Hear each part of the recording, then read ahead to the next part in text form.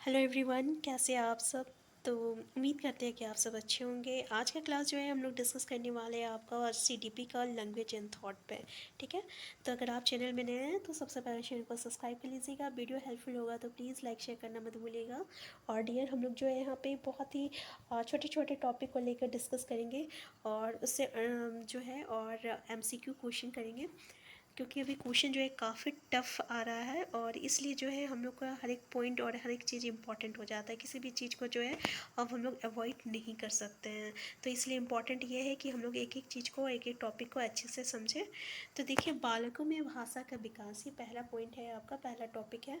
तो याद रखिएगा कि इसमें समझने की कोशिश कीजिएगा कि जो भाषा का जो डेवलपमेंट होता है ना, लैंग्वेज डेवलपमेंट, तो ये ठीक बालक के जन्म के बाद ही प्रारंभ होता है। ठीक है, और अनुकरण हो गया, वातावरण के साथ अनुक्रिया तथा शारीरिक, सामाजिक एवं मनोवैज्ञानिक आवश्यकताओं की पूर्ति की मांग इसमें विशेष भूमिका निभाती है।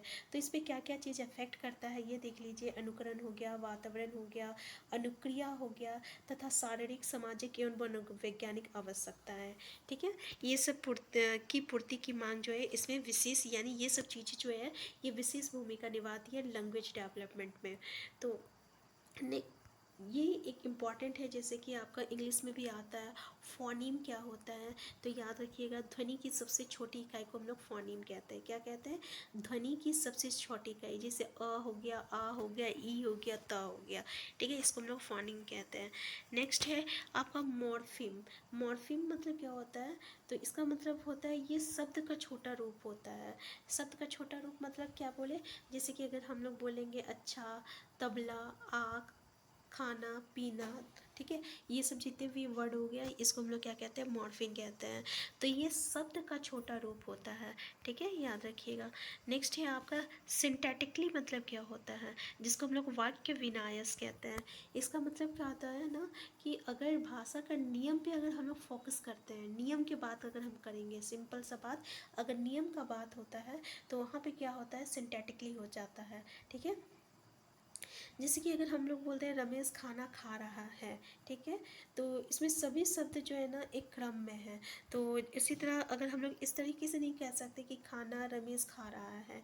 ठीक है, तो यहाँ पे जो रहता है एक तरह का नियम फॉलो करता है, एक तरह का रूल्स को ये इन्वॉल्व करता है। तो जहाँ पे रूल्स और नियम की बात होता है ना, वहाँ पे हम लोग सेंटेटिकली कहेंगे, उस चीज़ को हम लोग क्या कहते हैं? सेंटेटिकली कहते हैं। सिमेटिक क्या होता है? तो सिमेटिक मतलब होता है कि आपका अर्थपूर्ण, यानी जब वाक्य में देखिए जितने भी शब्द होते हैं ना वो अर्थपूर्ण होता है, तो उसे हम लोग क्या कहते हैं? आपका अर्थ विन्यास कहते हैं, यानी सिमेटिक कहते हैं। ठीक है, जैसे कि इसमें रमेश काफ़ी पीता है। ठीक है, इसमें जितने भी आपका शब्द है ना, सारा शब्द जो रहता है इसमें जो है आपका एक अर्थपूर्ण है, एक पूरा मतलब कि सेंस दे रहा है। ठीक है, हम इस वाक्य को ऐसे नहीं बोल सकते कि रमेश काफ़ी खाता है। ठीक है, काफ़ी खाता है ऐसा हम लोग नहीं बोल सकते, क्योंकि कॉफ़ी को क्या क्या है? खाया नहीं जाता है, पिया जाता है। तो यहाँ पे ये क्या हो जाएगा? सिमेटिक हो गया। तो इस तरीके से ये कुछ वर्ड था जो कि इम्पॉर्टेंट है। ठीक है, तो नेक्स्ट है आपका कि भाषा सीखने की विभिन्न साधन। भाषा जो है हम लोग किस किस तरीके से सीख सकते हैं, जैसे कि स्टोरी लिसनिंग, जब हम लोग स्टोरी सुनते हैं ना, कहानी सुनते हैं, तो उससे भी जो है भाषा हम लोग सीखते हैं।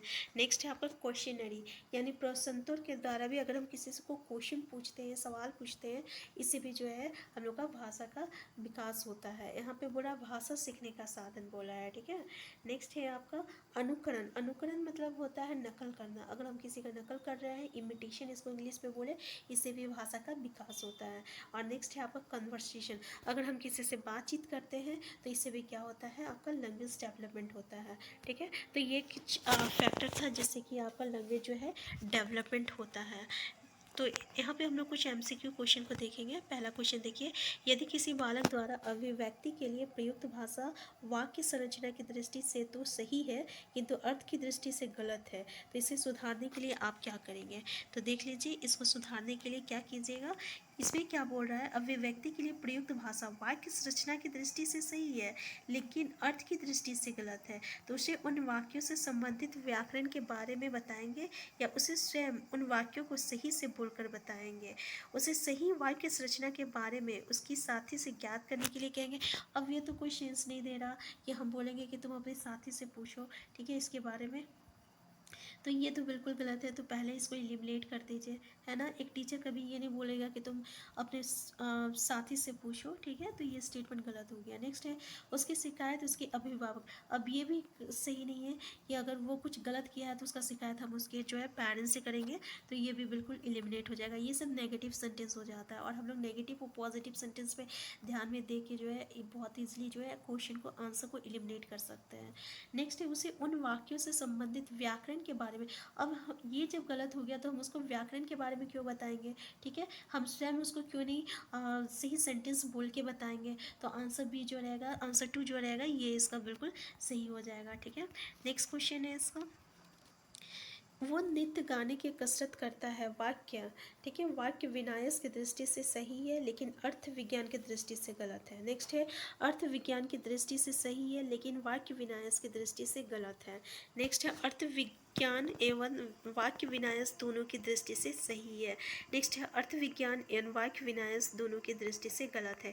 क्वेश्चन बोल रहा है, वह नित्य गाने की कसरत करता है, ठीक है, नित्य गाने की कसरत करता है, तो आंसर क्या हो जाएगा, वाक्य विन्यास की दृष्टि से सही है लेकिन अर्थ विज्ञान की दृष्टि से गलत है, आंसर 1 हो जाएगा, ठीक है। नेक्स्ट क्वेश्चन देखिए, निम्नलिखित में से कौन सा युग्म के सही होने का, तो देखिए इसमें क्या है, बच्चे भाषा के बारे में निश्चित ज्ञान के साथ प्रवेश करते हैं, चॉम्स्की।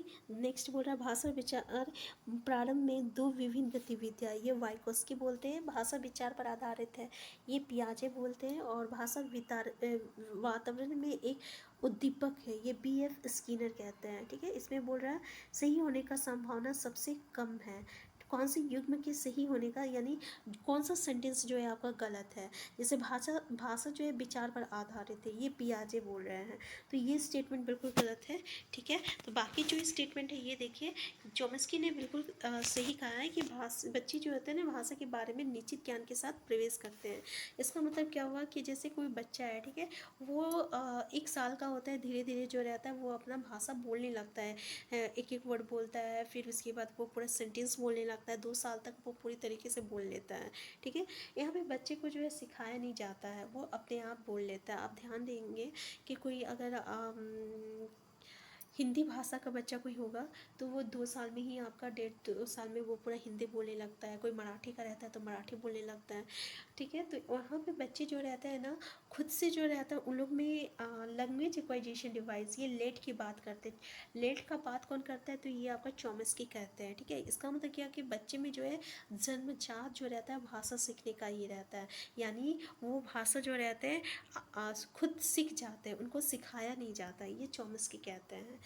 वाइकोस्की क्या कहते हैं ना, भाषा विचार प्रारंभ में दो भिन्न गतिविधियाँ है, ठीक है, और ये भी बिल्कुल थोड़ा सही है। और ये भी B.F. स्किनर, भाषा वातावरण में एक उद्दीपक है, यानी भाषा जो रहता है वातावरण में एक जो है स्टिमुलस का काम करता है, ये B.F. स्किनर कहते हैं।